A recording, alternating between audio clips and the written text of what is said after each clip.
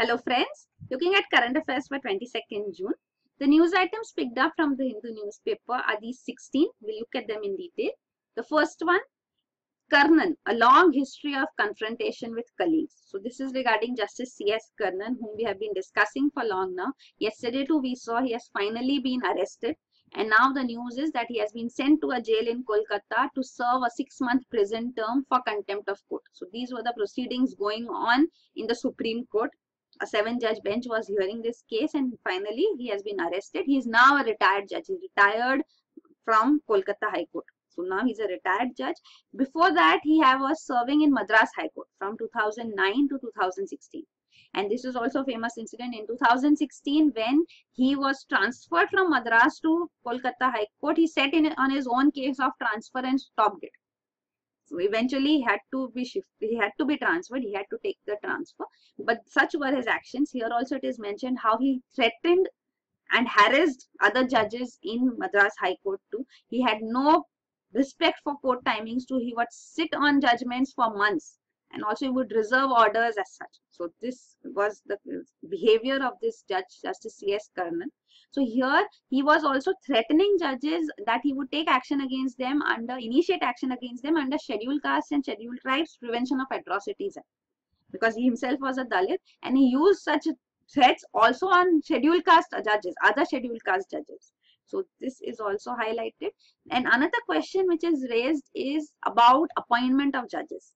A person like Justice C.S. Karnan was appointed a Madras High Court judge. So how do appointment of judges take place? There is a need for reform in this. And this is already going on. So that is a point raised in this matter too.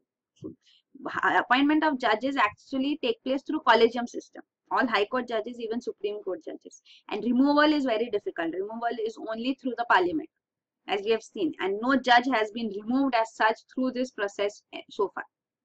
So as we see this too, so now the collegium system actually was proposed to be revived, to be reformed by the government through NJSC, National Judicial Appointments Commission. But that was also rejected by the judiciary. The judiciary called it unconstitutional. It was done through a complete constitutional amendment, but it was declared unconstitutional. So now the MOP is being finalized. We'll discuss the whole thing in the news items today because there is a news about appointment of judges today in news as well. So this collegium system replaced by NJC did not take place. So now an MOP, Memorandum of Procedure, is being worked on by both government and the judiciary coming together. So we'll see all that in detail as well. So moving ahead, the next news item is Karnataka waives crop loans up to ₹50,000 from cooperative banks.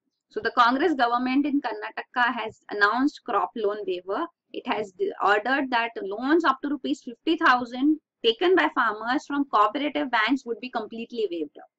So this decision has been taken and it is calling the central government to waive farm loans which the farmers have taken from nationalized banks and regional rural banks.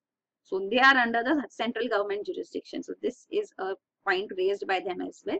And this decision which will be implemented, it says it would be implemented in a day or two, much before the implementation would take place by Uttar Pradesh and Maharashtra government, who have announced loan waiver but have not implemented it so far.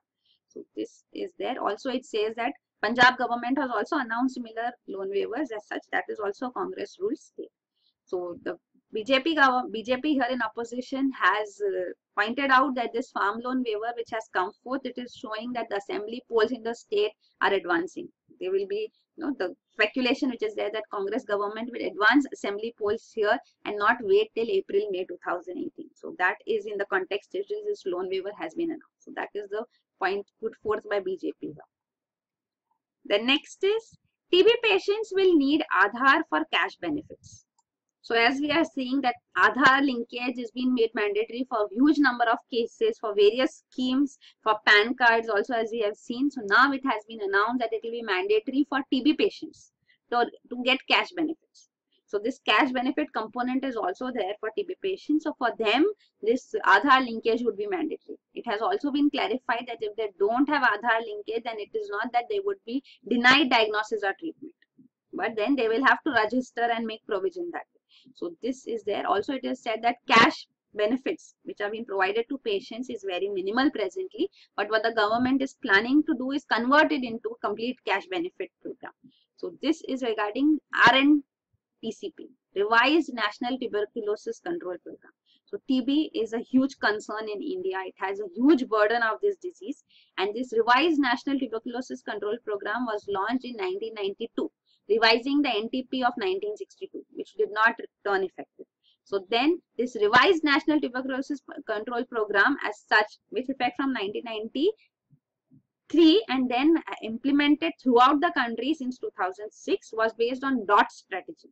This DOT strategy is of World Health Organization. So what is this DOTS? Directly observed treatment short course, because what is seen in TB related cases is that drug resistance develops. So drug resistance develops because the treatment is not taken in the right doses at the right time. So this is directly observed treatment is regarding this, that first it should be an early detection and standardized treatment regimen that should be followed, directly observed treatment. So this is the key to RNTCP2, Revised National Tuberculosis Control Program. And we are seeing presently drug-resistant TB developing, multi-drug resistant TB, extremely drug-resistant TB variants have developed. So it's a bacterial disease caused by Mycobacteria tuberculosis, which affects the lungs. So here the drugs as such are also mentioned here for the treatment of these diseases, and under RNTCP the government provides facilities for this. Also the government has established this app. This app has been developed which is called Nikshay. So this is an app which is used by authorities to track funds, treatment outcomes and health providers connected to the RNTCP. So this all information has been put up here for tracking. So this Nikshay app is in place since 2012. So the government requires the patients diagnosed with TB and availing treatment to be registered under this Nikshay app, because this is very important that a track is kept on the TB patients to ensure that they take the course on time so that drug resistance does not develop. Once drug resistance develops, then a higher order drug is required. Second line of drug and so on are required to treat the disease. So that is a point put forth here. You should know about Nikshay also. Then next is, so this is Nikshay also, you can see given in detail. It's an ICT app launched in 2012. So the data entry of the individual TB cases is done here at the block level. Data entry operator of National Health Mission does this act. So this data entry is done by them. Then next is solar push could mean 3 lakh jobs by 2022.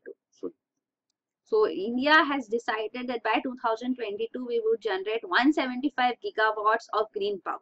So of this, presently only 10% has been installed. You should know about this. This is very important. The 2022 renewable energy target. So 175 gigawatts will comprise of 100 from solar, 60 from wind, 10 from biomass and 5 from small hydel projects.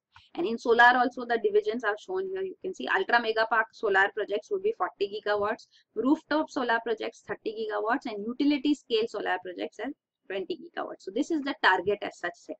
So here the point which is put forth is that if this is put into effect, then it will generate a huge number of jobs too. So this is a study which has been done showing how many permanent jobs already have been created and how much more potential this has. So 70% of the new jobs will take place in the labor-intensive rooftop solar segment. So this will generate 7 times more jobs than large-scale projects such as solar farms. So this is going to significantly benefit India. So apart from the environment commitment, even job generation would take place.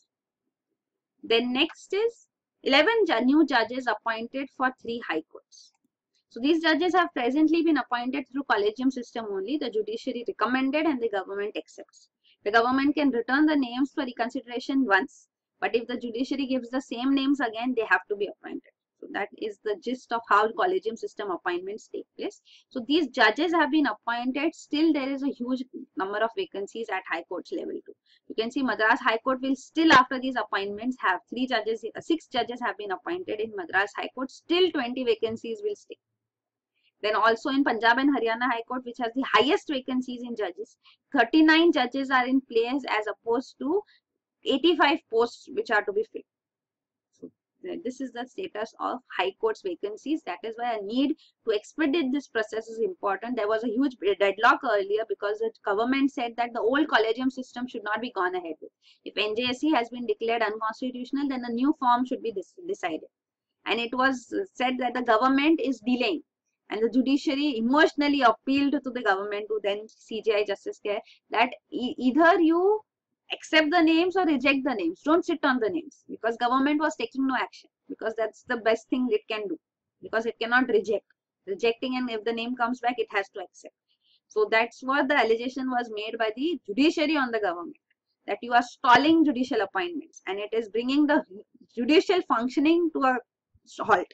So then finally government has also initiated appointments now. Still the vacancies have accumulated, that can be seen.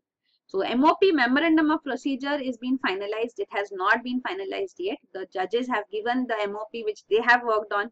The government prepares the MOP, give it to the judiciary. Judiciary sees what is acceptable, not acceptable. It makes its own draft and gives it to government. So finally a draft which is acceptable to both is prepared, then it can be put into effect. So we are waiting for that. That has not been finalized yet. So this is the case here. And this is regarding the appointment of the judges, what is mentioned in the constitution and how is it taking place under the collegium system. So this is how the judges of Supreme Court and High Court are appointed. Under the Constitution, there is this Article 124(2) for Supreme Court judges and Article 217 for High Court judges. So what do they say? They say that every Supreme Court judge to be appointed by the President after consulting judges of Supreme Court and High Court as the President deems necessary. So this here, the word consulting is important. And in appointing of judges other than the CJI, the Chief Justice of India's consultation is always required. So that is also there. He should always be consulted. So this is there. And under Article 217 for High Court judges, it is mentioned every High Court judge will be appointed by the President. Remember, it is the President only, not the Governor. Is appointed by the President after consulting CJI, State's Governor, and for a judge other than the CJI, the State's Chief Justice should also be consulted. The way it was there for here too. That means other judge, then CJI's consultation is also required. Right? So this is the Chief Justice of the State High Court in the sense. So this is the constitutional provision, and this system of appointment of judges continued.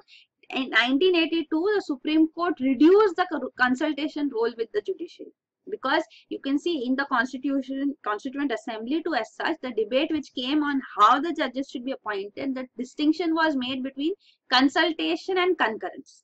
So when what is mentioned in the Constitution is consultation. So this is consultation means it need not be concurrence. Concurrence means they should agree. So they should just have to be consulted. So this was how consultation was going on, means the judiciary was consulted and the executive appointed judges. Now in 1982, this is also known as the first judge case. There are 3 judge cases. So in this first judge case, Supreme Court reduced the consultation role of the judiciary. It stated here specifically that consultation does not mean concurrence.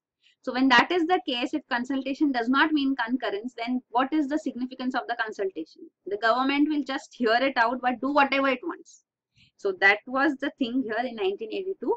In 1993, the second judge case. In this case, a 9-judge bench of the Supreme Court ruled that consultation means concurrence. So the other extreme end was taken. So now the judiciary had the complete say. The executive had to concur. Whatever the judiciary recommends, that has to be adhered. So that was what it meant now. So later, Justice J.S. Verma, who was one of the authors of this 9-judge bench in 1993, had stated that he had erred. He had committed a mistake and he was misunderstood and this was misused. So of course a balance is required. You cannot put complete things in the hands of the judiciary, neither completely in the hands of the executive. So appointment of judges has been an issue as such. In 1998, this further consultation as concurrence was further strengthened and the collegium system was formed. So here it was mentioned specifically about how many judges should be settled. The consultation should be done with how many judges as such. So here that system was further strengthened and 4 judges should be formed as such. A 4-judge panel of the Supreme Court should be formed for the collegium system. So this was completely finalized.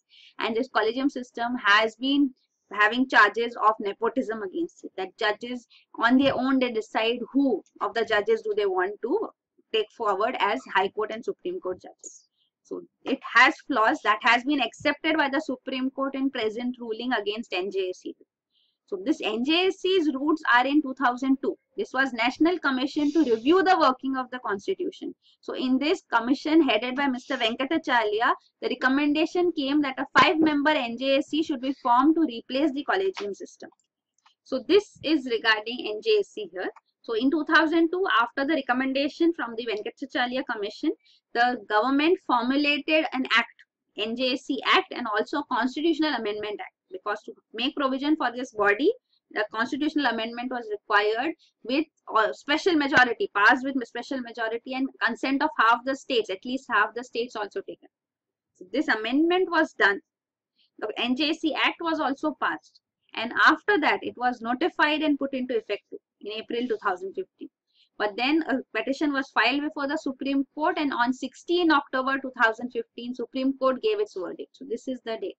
And it scrapped, it declared NJSC unconstitutional, and the constitutional amendment was also scrapped. So this is the status now. So what was proposed was, this will be the body which replaces the collegium system. So under the collegium system, the CJI and 4 senior most judges recommend appointments and transfer of judges. So this was effective since 1993, as we saw. So judges are selecting judges. So it was stated that this is not what the constitution was suggesting, that judges should select judges. It was the consultation as such. So this NJSC was a body formed to replace this collegium system, comprising of 6 people. So the CJI would be a member here, 2 senior most Supreme Court judges would be member, the law minister would be a member, and 2 eminent persons. So these eminent persons would be nominated for a 3-year term by this 3-member body, Chief Justice of India, PM, and leader of the opposition. So these 2 eminent persons would also be. So this was the NJSC formulated. So why was this declared unconstitutional by the Supreme Court on this date? Was because it said that this is executive involvement in appointment of judges. So this undermines the independence of the judiciary. So this cannot be acceptable, and it also said that it violates the principle of separation of powers between the executive and the judiciary, and this is a basic feature of the Constitution. So on this ground, NJSC was scrapped. And also at that time, the Supreme Court stated that the collegium system is also not up to the mark. So there is a need to evolve a better system. So NJSC is also not acceptable. Collegium system also has flaws. And that is why what was being worked on was this Memorandum of Procedure, MOP. So this will decide on the eligibility criteria for appointments of judges, how the appointments of judges should take place, method to make this appointment more transparent also. A secretariat can be established in Supreme Court and High Courts to assist in the appointment of judges, and there should be redressal mechanism also for complaints against potential candidates for judgeship. So there should be a provision that the complaints can also be made. So this is MOP, which is still being finalized. The next is the news item. Kerala takes ordinance route to ratify GST. So this we have already seen that GST, 2 states have not ratified it. So now the news is Kerala has ratified it through an ordinance. The state legislature has not passed it. It's through the ordinance that it has been ratified. So this is there, and West Bengal was the other state, the only 2 states which have used the ordinance route for state GST. West Bengal had also used ordinance route. Then next is UN chief in touch with PMs over LOC tensions. So this is regarding UN Secretary General Antonio Guterres. He has said that he has been in touch with Prime Minister Narendra Modi and also Pakistan Prime Minister Nawaz Sharif over tensions along the LOC. So this statement being made is against the earlier stance, because India completely declares it unacceptable that a third-party intervention should take place in this bilateral dispute. So even UN intervention is not acceptable to India, as we have seen and suffered when UN intervention was initiated by India at the time after independence. So now we completely are against any intervention by a third party, because at that time it was the Cold War era, and we had seen the superpowers there being biased and favoring Pakistan rather than India. So that was what has happened. So since then, Pakistan has been insisting on UN involvement, and India has declared that this is a bilateral dispute to be resolved bilaterally without any third-party intervention. So this present is the statement coming from UN Secretary General. So this is there. So you can see it has been stated by India in the past that conversations on Kashmir should be discussed bilaterally according to the text, the agreements which India and Pakistan have signed. The Shimla Agreement of 1972 and Lahore Declaration of 1999. So they should form the basis of negotiations between the 2 nations. So this is there. Also presently, External Affairs Minister Sushma Swaraj has said that there are 3 conditions for resolving the differences between India and Pakistan. First and foremost is that there should be dialogue. Second is only bilateral dialogue with no third party intervention. And third is that talks and terror cannot go together. So bilateral dialogue has not been initiated because terrorism is still continuing. So then that is the 3 points which have been put forth to resolve the differences. Then next is Modi leads yoga show amid rain. So 3rd International Yoga Day was observed on 21st June 2017. It was declared as International Yoga Day on the persuasion of Prime Minister Narendra Modi by the United Nations. So this date, 21st June, has been selected because this is the date of summer solstice in the Northern Hemisphere. So it's the longest day of the year in the Northern Hemisphere as such. So you can see the summer solstice, the winter solstice, and the equinoxes are shown here. So this is the longest day as such. And equinoxes, as the name also suggests, these are when days and night are equal up here. So you can see the sun, as we know, the Earth's axis is tilted. Earth rotates around its axis. Earth rotates over its axis, but then this axis is not perpendicular to the orbit around the sun. It is at an angle. So this inclination, because of this, what happens is the sun rays fall straight, perpendicularly on the surface of the Earth as such at different places in different times of the year. So here you can see sun's rays are directly falling as such over the Tropic of Cancer. So when it falls straight over the Tropic of Cancer, then this is the equator shown. So this is the Tropic of Cancer will be up, Tropic of Capricorn now. So sun rays is perpendicular to Tropic of Cancer.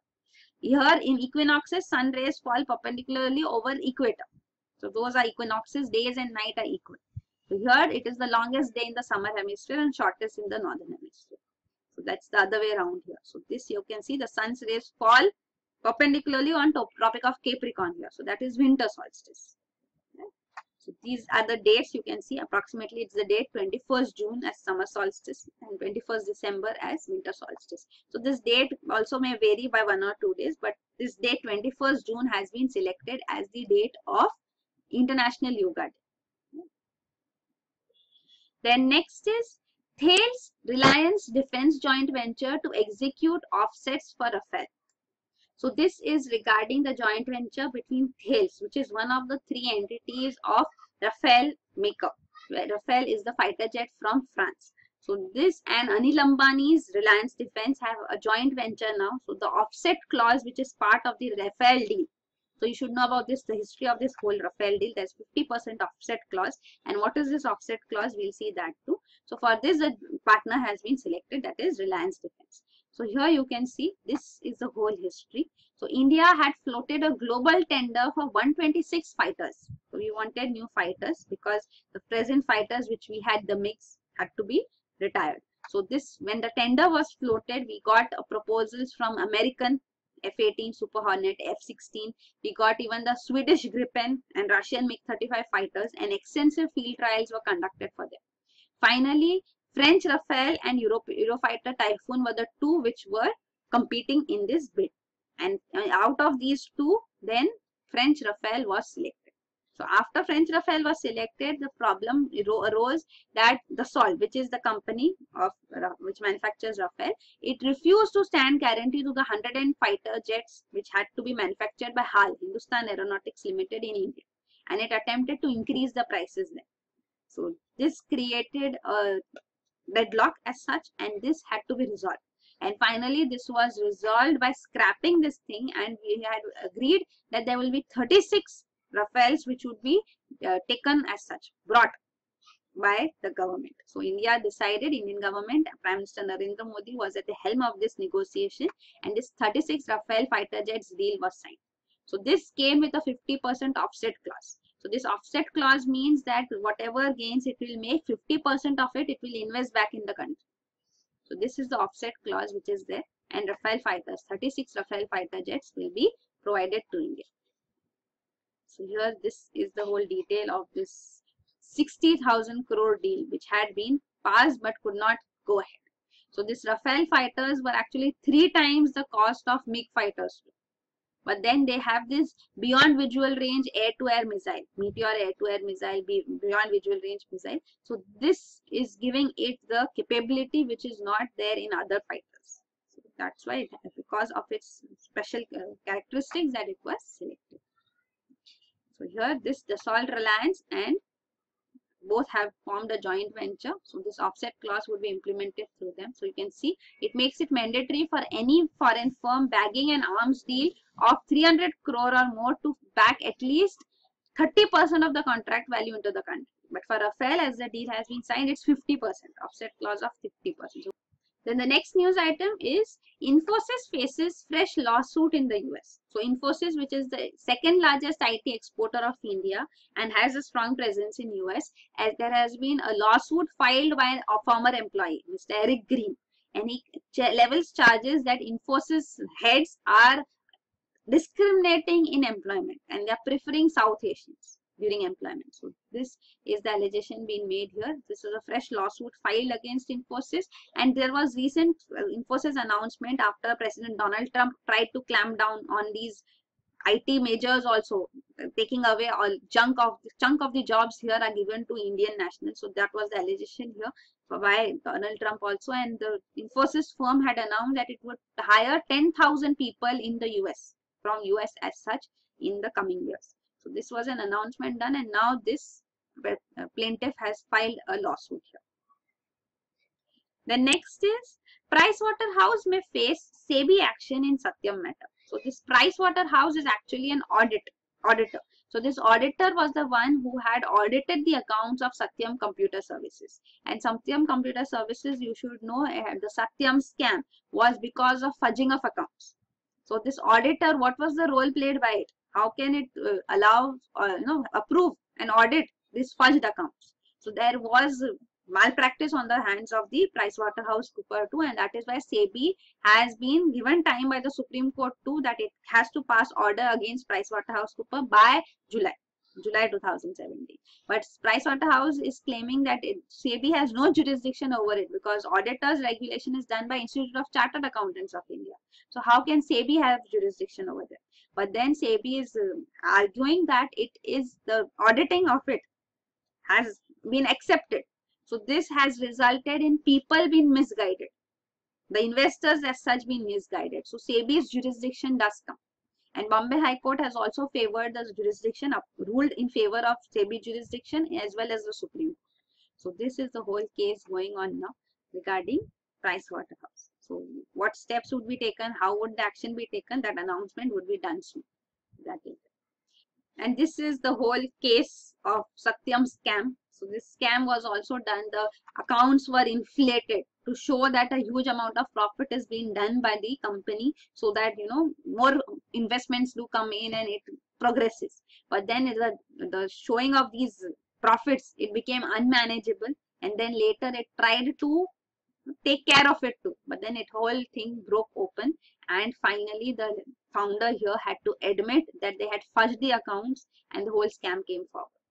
So again, SEBI had also taken action here, and the special CBI court had sentenced Mr. Ramalinga Raju, the founder of Satyam, to 7 years in jail and 5 crores as fine.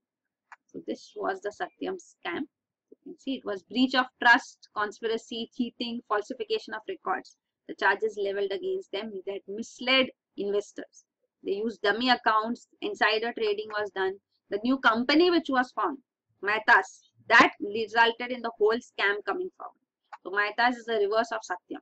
So it was formed to divert money from Satyam as such to make the fudged accounts actual. And somehow they can be taken care of, but it did not result in so, and it came out, the whole thing came out. There were also fake employees which were created, and this amount of money which was credited as monthly payment to them, and that was also diverted. So this whole thing was going on here at Satyam. So this you can see, the company law board here decided to bar the current board of Satyam from functioning and appointed 10 nominal directors who would look into this. So here the PricewaterhouseCoopers, Satyam's auditor, was also given a show cause notice by Chartered Accountant Regulator. So this was also done, and now SEBI is also taking action against it. The next is SEBI eases norms to buy stressed assets. So as we are seeing that now steps are being taken to resolve the issue of stressed assets.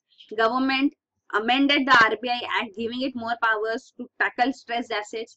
The Insolvency and Bankruptcy Code was passed. RBI has also recently announced 12 major defaulters who account for at least 25% of total non-performing assets in the country. And now the steps are being taken to resolve them through the Insolvency and Bankruptcy Code. So National Company Law Tribunal under the Insolvency and Bankruptcy Code would be initiating this insolvency resolution. So now SEBI has also relaxed norms that investors who are acquiring assets in these companies with stressed assets and facing bankruptcy proceedings, they will not have to have an open offer, mandatory open offer, which has to be made. That would not be applicable to that. So this relaxation of norms have been announced as such. So what conditions have been put? There will be 3-year lock-in for new investors. Also, such relaxations would be given, should be approved by a special resolution. So only then these relaxations would be applicable. The next is SEBI clarifies on participatory notes. So this was earlier ordered. We have already discussed this, that SEBI had declared that it would levy a regulatory fee of $1,000 on each subscriber of offshore derivative instruments. So what are these offshore derivative instruments? You should know. So this is a company. As such, you can see it's a registered foreign portfolio investor in India. So in Indian stock exchanges, shares can be purchased by only FPIs, registered foreign portfolio investors. So foreign shares can be brought by them only. But Indian shares can be brought by a foreigner if he is an FPI, foreign portfolio investor. So now this registered foreign portfolio investor can purchase and sell.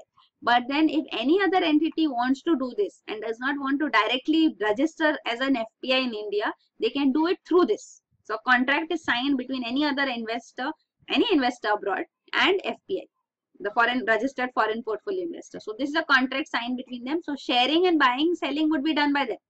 But whatever profits and losses are made, that is passed on to this investor. So who is this investor is not known to SEBI. So stocks exchange regulation is done on registered FPIs only. Everything about them is known, but about this investor is not known. So this is called offshore derivative instruments, or also popularly known as P notes, participatory notes. So this contract here is known as the participatory note which is signed. So this P notes route is also used for foreign investment coming in. So this is good. It facilitates, eases the investment as such. But then the concern which is raised is that also black money comes into the country through this route. Means a person who is evading taxes here is sending all his money offshore to some other country like Mauritius, etc., which are tax havens, and then from there it is again invested through an FPI back into India. So it comes back as a foreign investment. So that is black money made white. So to tackle this black money problem too, there is a need to regulate P notes, participatory notes. So the SEBI had announced these regulations here. So it does not want to discourage it completely too, because eventually it is foreign investment coming into the country. So we don't want to stop that as well. So here P notes are also mentioned. So these are used by foreign investors to hedge funds to invest in Indian securities without registering. They are not registered with SEBI. FPIs are registered, right? And you can see here the P notes is used for investments from countries like Bermuda, Cayman Island, Mauritius, even USA and UK. So these 3 are major tax havens. So this shows that what are P notes actually. So that's why SEBI had announced that P notes cannot be used by Indians. It had also announced that for every subscriber of offshore derivative instrument, a regulatory fee of $1,000 will have to be paid by the FPI.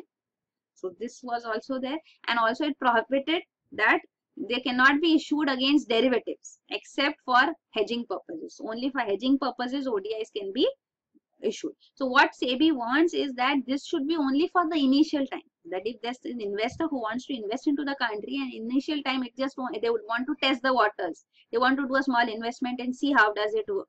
The P notes route or ODI route, offshore derivative instrument route, can be used.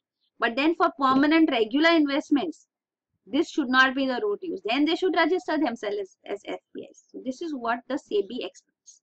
So that is why these norms have been brought into to regulate P notes.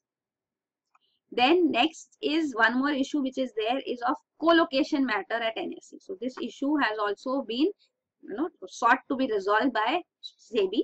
So it has asked for again a regulator examining the NSE's functioning here, because this co-location conspiracy which has been brought forth, this means that in the National Stock Exchange, the servers which are there, the servers of brokers are also co-located. So co-location is about that.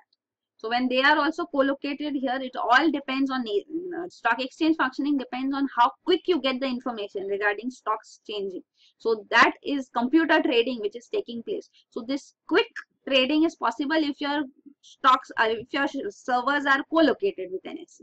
So this co-location issue is the issue of collusion between NSE officials and the brokers here. So this is being investigated into. So forensic audit is being conducted, and SEBI has now asked NSE, it had conducted a forensic audit. It says that outsiders should be appointed and a forensic audit should again be conducted by NSE, the National Stock Exchange. So this is the issue. Then next is T-Board wants 100% of output sold via auctions. So the Tea Board of India has now come out with a notice suggesting that 100% of the country's tea output should be put to auction, except that which is going for export. So that quantity is excluded, direct export quantity. So this notice has been put in public domain and is seeking comments from the industry. But the industry sources say they are not happy with it. Presently, all registered manufacturers have to put 50% of their produce has to be sold through auctions. Now it has been increased to 100%. So the industry sources say that it's not just the low prices of tea will not be just because of auction, because in auction also prices vary from producer to producer, even from auction to auction prices vary. So this is being put forth, but the small tea growers are happy because they will get a better price now, because generally in negotiations they are at the losing end. So now with auction they may benefit. The next is government sells 2.5% stake in L&T via SUTI. This is 4,000 crores. What is this SUTI? Specified Undertaking of UTI, Unit Trust of India. So this specified undertaking of UTI was formed by the government, which had been taken over assets and liabilities of now defunct UTI, Unit Trust of India.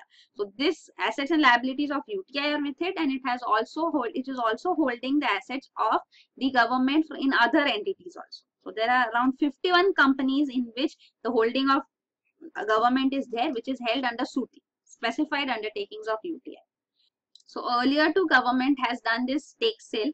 In February 2017, government sold 2% of its stake in this tobacco major, ITC, the ITC company, which is now even fast-moving consumer goods firm. So this stake sale resulted in 6,700 crores being raised by the government, and now L&T 2.5% stake sale will raise 4,000 crores. So the budget has estimated to collect 72,500 crores through minority sale and strategic stake sales in central public sector undertakings. So this investment which is being done by the government too is part of this money which has to be collected. And here we see that SUTI, under SUTI, whatever stakes are being held, they are being sold presently. In November 2016 also 1.63% of L&T stake was sold, and also 9% in Axis Bank was sold earlier. Right? So this you should know about strategic undertaking of UTI. Then the last news item is evolutionary secrets help Red Sea corals withstand heat. So here you should know about Red Sea, as we have seen in UPSC this year prelims too, that map is very important. So where is Red Sea, which are the states near it is important. So you can see the Red Sea lies here, the nation Israel. This here is Jordan, which is having a small outlet here. Saudi Arabia lies here, Egypt, Sudan, Syria, and this is the Gulf of Aqaba here. So Gulf, a water body which is surrounded on three sides by landmass. That is the Gulf, and this is the Gulf of Aden here. This is the Arabian Sea. So this Red Sea corals, what are corals also we'll see. So these Red Sea corals are found to be unique because they can survive high temperatures.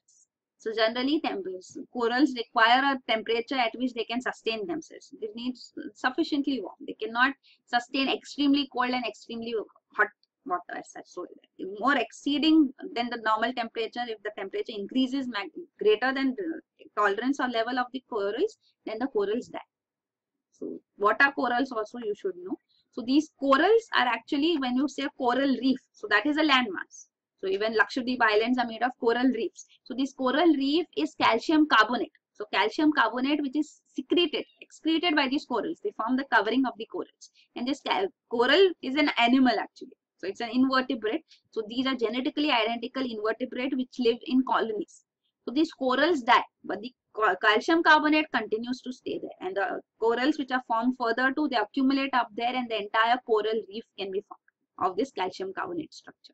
So these corals are animals, so they are getting their food from the algae. Major chunk of their food comes from this unicellular algae, which is photosynthetic, called zooxanthellae. So this photosynthetic algae, unicellular organism, lives in these corals. So the color which you see of the corals is the color of these algae.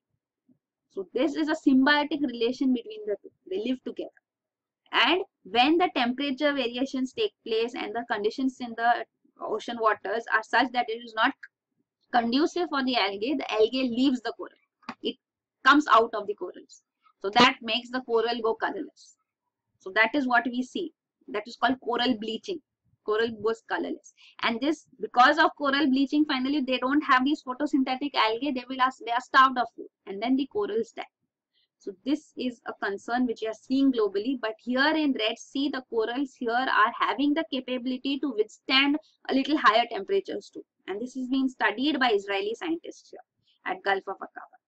So in other regions like Australia, the Great Barrier Reef, we are seeing that the coral bleaching is taking place, mass bleaching is taking place. But here in Red Sea, these corals can withstand a higher temperatures. So ocean acidification is also increasing. Oceans absorb 1/3 of the carbon dioxide which is released by human activities. So that results in ocean acidification also. So that is also harmful for the corals. But then here we see that corals are surviving. So they are also said to be surviving because they have historically been traveling a huge journey, the slow journey which takes place from Indian Ocean through the Bab el-Mandab Strait between Djibouti and Yemen, and then they reach the Red Sea. So here temperatures here in Djibouti, Yemen are higher. So then they are capable of withstanding. Those corals which have withstood those temperatures have reached Red Sea. So that is why they are able to withstand higher temperatures, and thus will be able to withstand global warming to some extent too. But then there are other concerns for these corals, because fertilizers, pesticides and oil pollution taking place will harm these corals as well, and that will lower their resilience for high temperatures also. So these concerns still remain, and there is a need to conserve corals, and these Israeli scientists talk of working together with the nations along the Red Sea to conserve the corals here. So the Jordan and Egypt are the two Arab nations with which Israel has a peace agreement, but then Saudi Arabia is also a major nation lying here with which Israel has no formal ties. So if nations work together, the corals in the Red Sea can be safeguarded and conserved. So these are the news items. Thank you.